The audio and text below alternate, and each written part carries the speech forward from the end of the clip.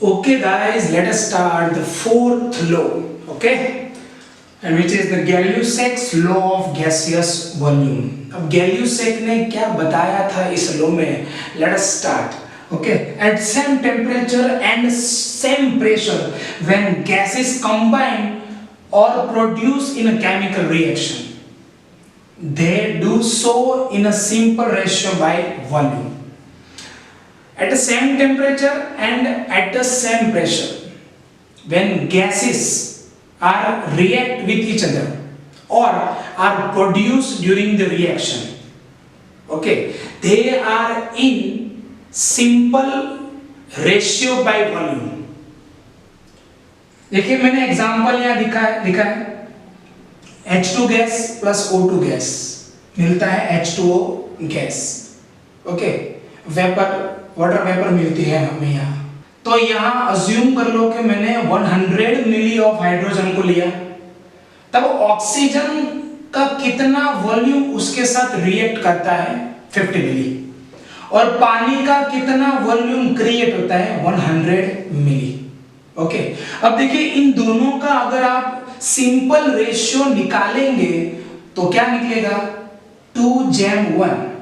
यहाँ हाइड्रोजन के दो मॉलिक्यूल्स हैं, उनकी रिएक्शन हो रही है ऑक्सीजन के एक मॉलिक्यूल के साथ और पानी के दो मॉलिक्यूल मिल रहे हैं।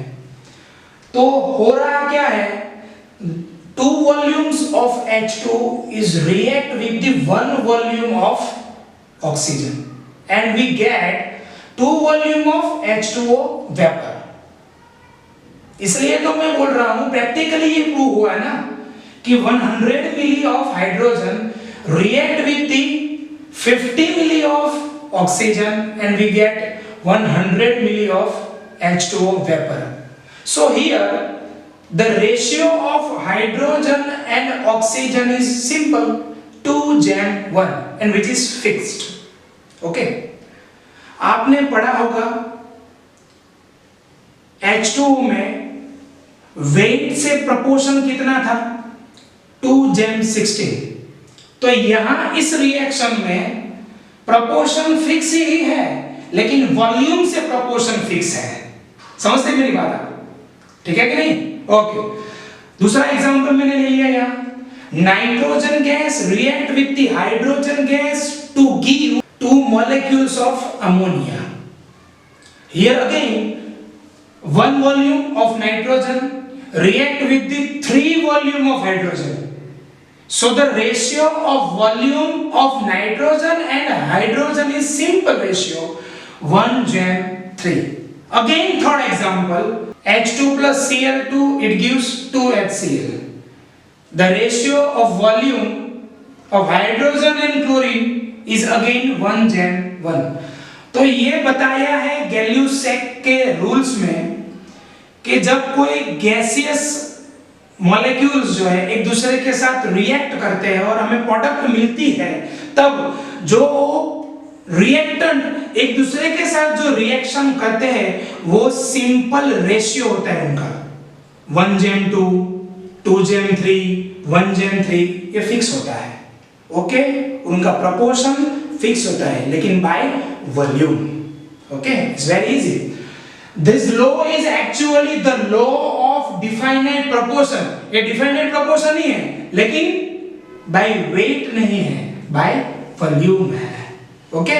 So it is very easy. Again मैं एक बार आपको बताता हूं, यहां N2 का 1 मॉलिक्यूल है, H2 के 3 मॉलिक्यूल्स हैं और अमोनिया के 2 मॉलिक्यूल्स मिलते हैं।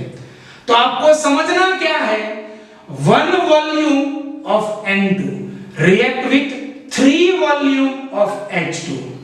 अगर मिली के एग्जांपल में आपको मैं समझाऊं तो क्या बोलेंगे, 10 मिली नाइट्रोजन 30 मिली हाइड्रोजन के साथ रिएक्ट करेगा तो उनका रेशियो क्या होगा 1:3। अगर यहां 100 मिली ले लिया तो यहां कितना मिली यूज होगा 300 मिली यूज होगा। अगर यहां मैंने 500 मिली ले लिया तो यहां कितना मिली होगा 1500 मिली यूज होगा। ये फिक्स रेशियो होता है, okay. This is the Gay Lussac's law of gaseous volume and the last law, okay, which is the Avogadro's law. What Avogadro states that at the same temperature and same pressure, equal volume of gases should contain equal number of molecules. देखिए यहाँ ये जो nitrogen और hydrogen था उनका volume का proportion कितना था 1:3। तो यहाँ देखिए नाइट्रोजन का 1 मॉलिक्यूल है और हाइड्रोजन के 3 मॉलिक्यूल है। उनका वॉल्यूम का जितना रेशियो था उतना ही रेशियो उनके नंबर्स का है। तो हम बता पाएंगे V is proportional to N। Okay, अगर वॉल्यूम 1 वॉल्यूम है तो वहां मॉलिक्यूल्स भी कितने होंगे 1। यहां अगर मान लो कि 3 मॉलिक्यूल्स है तो उनका वॉल्यूम भी कितना होगा 3 गुना बढ़ जाएगा। ठीक है, अगर मान लो कि 3H2 की जगह पर 9H2 लिख दिया तो यहां उनका जो वॉल्यूम 3V था उससे बढ़कर 9V हो जाएगा। क्लियर? तो ये जो पूरा रूल है वो बहुत ही इंपॉर्टेंट है, इसलिए मैं यहां लिख रहा हूं it is for the JEE, NEET and IIT। मान लो कि हमें कोई MCQ दिया गया है 100 मिली CO2, 100 मिली H2O और 100 मिली NH3। इन सभी में नंबर ऑफ मॉलिक्यूल्स कितने होंगे? तो सभी के नंबर ऑफ मॉलिक्यूल्स सेम होंगे। क्यों? क्योंकि CO2, H2O और अमोनिया में उनका जो वॉल्यूम है वो सेम है, इसलिए उसमें नंबर ऑफ मॉलिक्यूल्स भी सेम होंगे, क्योंकि हमारे पास रूल है V is proportional to N। Clear? तो इस तरह हमने ये सभी रूल्स यहाँ कंप्लीट कर दिए हैं। इसको आप आराम से नोट में लिख लो या फिर उनका स्क्रीनशॉट ले लो। ओके गाइस, अब थोड़े थक चुके होंगे, लेकिन ये last law of chemical combinations है and which is the Dalton's atomic theory. अब इस डाल्टन्स एटॉमिक थ्योरी में कुछ बातें बताई गई है। उसमें पहली बात ये है कि matter consist of indivisible atoms. Matter जो है एटम्स का बना हुआ है और जो ये एटम है वो इनडिविजिबल है। लेकिन आज ये जो बात है वो गलत हो चुकी है, क्योंकि हमें मालूम ही है कि एटम के अंदर भी इलेक्ट्रॉन, प्रोटॉन, न्यूट्रॉन जैसे पार्टिकल्स हैं और कई इसमें सब पार्टिकल भी आए हुए हैं। ठीक है? और next, all the atoms of a given element have identical properties and identical mass।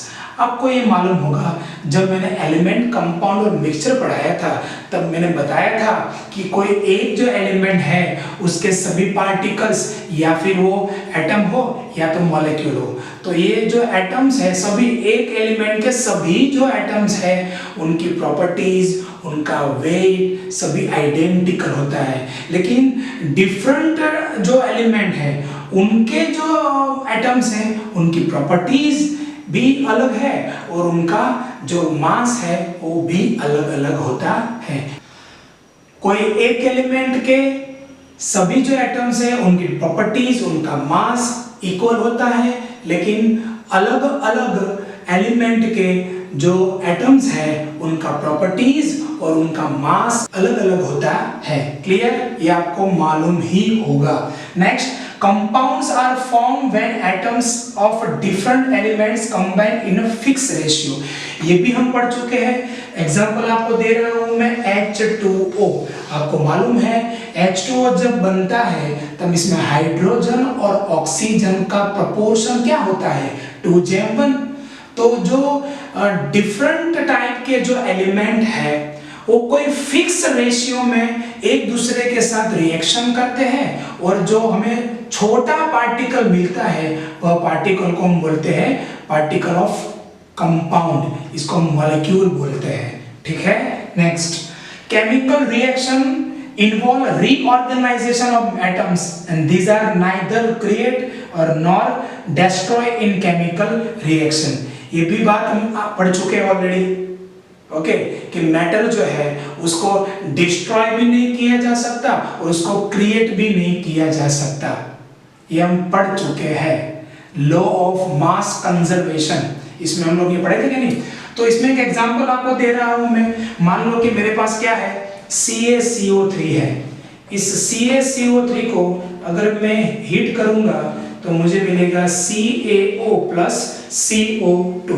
Okay, इस CaCO3 को अब मैं हीट करता हूं तो CaO प्लस CO2 मिलता है। यहां कोई एटम क्रिएट नहीं हुआ, यहां कोई एटम डिस्ट्रॉयड भी नहीं हुआ। इस CaCO3 को मैंने गर्म कर दिया तो मुझे इनका जो डिसोसिएशन हो गया और मुझे मिला CaO प्लस CO2। तो ये बताया गया है डाल्टन्स की एटॉमिक थ्योरी में कि कोई केमिकल रिएक्शन के दौरान कोई एटम का क्रिएशन भी नहीं होता है और कोई एटम डिस्ट्रॉयड भी नहीं होता है। सिर्फ वहां क्या होता है, एटम्स का रीऑर्गेनाइजेशन होता है और डिफरेंट टाइप के मॉलिक्यूल्स हमें एज अ प्रोडक्ट मिलते हैं। क्लियर, समझते हैं ना? तो शायद ये जो सभी बात है वो हम कहीं ना कहीं आगे के लेक्चर में हम पढ़ चुके हैं। Okay, last, Dalton's theory could explain the law of chemical combination. हमने जितने भी लॉ ऑफ केमिकल कॉम्बिनेशन पढ़े हैं उस सभी केमिकल कॉम्बिनेशंस के लॉ को ये डाल्टन्स एटॉमिक थ्योरी समझा सकती है। तो यहाँ हमने सारे the law of chemical combination को कंप्लीट किया। ओके, ये बहुत ही इजी थ्योरी है, इसमें कुछ रट्टा मारने की कोई जरूरत नहीं है। Let us start some examples, some MCQs. Okay, first MCQ: which of the following pair obey the law of multiple proportion? ये जब law of multiple proportion पढ़ा था तब एक बात आई थी कि कोई दो एलिमेंट एक दूसरे के साथ केमिकली रिएक्शन करके एक से ज्यादा कंपाउंड बनाते हैं। They create more than one compound. Okay, let us start. CO2 ने SO2, क्या आंसर आएगा? नहीं, क्योंकि इसमें दो कंपाउंड दो एलिमेंट के रिएक्शन से नहीं बने हुए हैं। या चलो यहाँ आएंगे FeCl3 और FeCl2। देखिए यहाँ Fe और Cl दो ही एलिमेंट है, इस दो एलिमेंट का रिएक्शन होकर हमें दो कंपाउंड मिल रहे हैं। तो ये अपना पहला आंसर। ये आ सकता है? नहीं आ सकता। SO2 और SO3, देखिए सल्फर और ऑक्सीजन दो एलिमेंट है और दोनों ही एलिमेंट एक दूसरे के साथ केमिकली रिएक्शन करके दो कंपाउंड बनाते हैं, SO2 और SO3।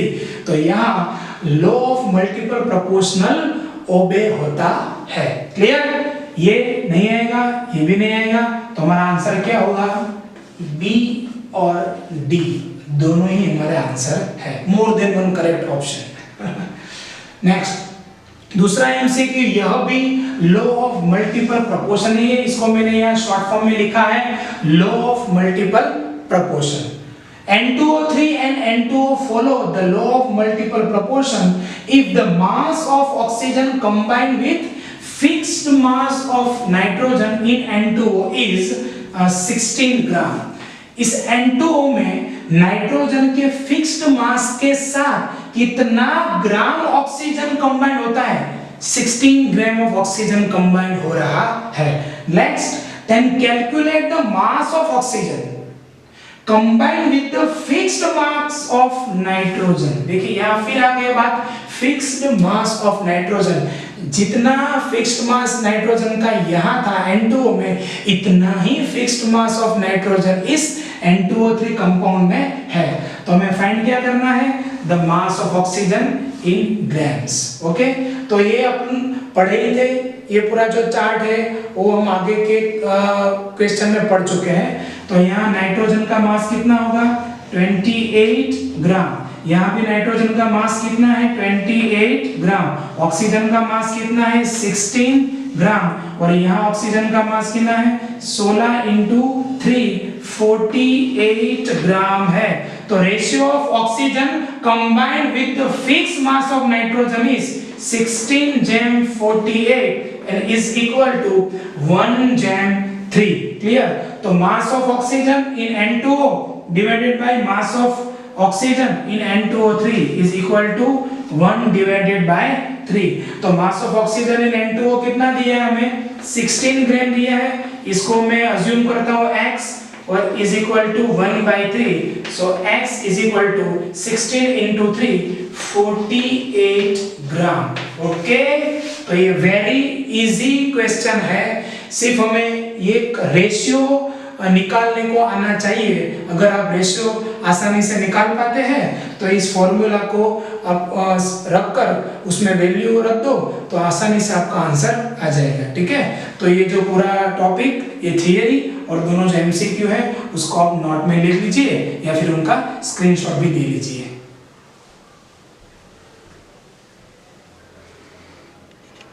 चलो बच्चों, अब और कुछ एमसीक्यू हम कर रहे हैं। तो ये जो अपन ने जो लास्ट एमसीक्यू किया था अभी यही टाइप का सेम एमसीक्यू है, सिर्फ मैंने यहाँ कुछ कंपाउंड जो है वो चेंज कर दिए हैं। तो पहले हम एक रेशियो निकालते हैं N2O3 जेम N2O5, okay, with fixed mass of nitrogen. Oxygen का रेशियो क्या होगा? देखिए यहाँ 28 ग्राम नाइट्रोजन है, यहाँ भी 28 ग्राम नाइट्रोजन, तो ऑक्सीजन का कंबाइनिंग रेशियो क्या होता है? 16 into 3 48 जेम 16 into 5 80, 48 जेम 80, you can also write that 3 जेम 5, ओके, क्लियर। तो जो oxygen with the fixed mass of nitrogen, ratio of oxygen, ये हो गया 3 जेम 5। अब ये फॉर्मूला लिख दिए हम लोग। कौन सा फॉर्मूला लिखेंगे? मास of oxygen in N2O3 divided by mass of oxygen in N2O5 is equal to 3 divided by 5। इसका मास हमें दे दिया गया है, कितना है? यहाँ है 20 ग्राम्स, तो 20 divided by x is equal to 3 by 5 and so x is equal to 33.33 gram. Clear, complete, बहुत ही आसान एमसीक्यू है। चलो यहाँ जाएंगे। इन अ गैसियस रिएक्शन, जैसे ही गैसियस रिएक्शन आएगी हमें कौन सा साइंटिस्ट याद आने वाला है?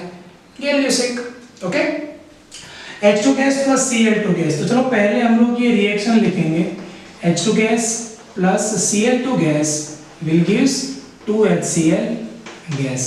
देखिए मैं यहाँ यूं लिखूंगा, ये H2 के नीचे मैं लिख रहा हूँ 1 वॉल्यूम, ठीक है, यहाँ भी मैं लिख रहा हूँ 1 वॉल्यूम और यहाँ मैं लिख रहा हूँ 2 वॉल्यूम। अब इनिशियली क्या है, हमें दिया गया है 20 मिली ऑफ हाइड्रोजन, तो 1 वॉल्यूम के नीचे मैं लिख रहा हूँ 20 मिली हाइड्रोजन। अब Cl2 का कितना मिली दिया गया है? 30 मिली ऑफ Cl2। अब यहाँ मैं लिखूंगा 0। अब देखिए आपको ये होगा कि 0 क्यों लिखा? अरे यार इनिशियली तो सिर्फ जो वेसल है उसमें रिएक्टेंट ही होगा ना, इनिशियली थोड़ा HCl मिलता है। कभी जब रिएक्शन स्टार्ट होगी 5-10-15 मिनट जाएगी उसके बाद हमें HCl का कुछ अमाउंट मिलेगा ना, लेकिन इनिशियली तो HCl का अमाउंट 0 है। Okay, T is equal to T समय के बाद क्या होता है? देखिए रिएक्शन पूरी कंप्लीट हो जा रही है, तो कंप्लीट रिएक्शन होगी तो ये 20 माइनस 20 में लिख रहा हूं यहाँ। अरे भाई जो 20 मिली है वो कंप्लीटली रिएक्ट हो जाएगी, लेकिन यहाँ क्या लिखना होगा हमें? 30 माइनस 20। अब आसानी से समझ पाएंगे, एक दो बार मैं रिपीट करने वाला हूं। देखिए यहाँ 1 वॉल्यूम ऑफ हाइड्रोजन जब यूज होता है तब क्लोरीन का भी कितना वॉल्यूम यूज होता है? 1 volume. When the volume of hydrogen used is 1, at the moment the volume of chlorine is used 1। समझते हैं आप लोग? तो 20 मिली ऑफ हाइड्रोजन जब यूज होगा तो Cl2 भी कितना यूज होगा? 20 मिली ही यूज होगा, तो 30 में से 20 को मैं निकाल दूंगा तो कितना मिली बचेगा? 10 मिली ऑफ क्लोरीन इज अनरिएक्टेड और यहां कितना मिलेगा? 40 मिली of HCl HCl is produced, जो कि जब 1 वॉल्यूम H2 कंप्लीटली यूज हो जाएगा तो 2 वॉल्यूम ऑफ HCl मिलेगा। तो अगर मान लो कि ये जो 20 मिली हाइड्रोजन वो कंप्लीटली रिएक्ट हो गया तो हमें उसका डबल यानी कि 40 मिली HCl मिलता है। पहला क्वेश्चन क्या था, वॉल्यूम ऑफ HCl, तो ये हमें मिल गया वॉल्यूम ऑफ HCl प्रोड्यूस। दूसरा क्वेश्चन क्या था, the volume of unreacted chlorine, तो अनरिएक्टेड क्लोरीन का वॉल्यूम कितना है, ये 10 मिली। क्लियर, तो ये वॉल्यूम ऑफ HCl जो प्रोड्यूस हुआ है वो ये 40 मिली और Cl2 अनरिएक्टेड है वो 10 मिली है। समझते हैं आप लोग कि नहीं समझते हैं? अरे यार इजी है यार, एक आध दो बार प्रैक्टिस करेंगे तो आप लोग आसानी से ये समझ पाएंगे। क्लियर, नेक्स्ट इसमें भी आप लोग प्रैक्टिस करेंगे। N2 gas plus 3H2 gas will gives 2NH3 gas. अब देखिए यहाँ इसका रेशियो में निकाल रहा हूँ वॉल्यूम का, N2 जैम H2 जैम अमोनिया इज इक्वल टू 1 जैम 3 जैम 2। ठीक है, यहाँ 1 वॉल्यूम, यहाँ 3 वॉल्यूम और यहाँ 2 वॉल्यूम, तो 1 जैम 3 जैम 2। क्लियर, अब देखिए क्या लिखा है, इनिशियली 20 मिली नाइट्रोजन, तो यहाँ इसके नीचे मैं लिख रहा हूँ 20 मिली, इसकी जगह पर मैं यहाँ लिख रहा हूँ। ठीक है, तो 20 मिली ऑफ नाइट्रोजन रिएक्ट कंप्लीटली, किसके साथ ये कंप्लीटली किया, with the hydrogen. Okay, hydrogen के साथ ही रिएक्ट करेगा ना, तो रिएक्ट कंप्लीटली करेगा। तो जब नाइट्रोजन का 1 वॉल्यूम यूज हो जाएगा तब हाइड्रोजन का कितना वॉल्यूम यूज होगा, 20 into 3 यानी कि 60 मिली।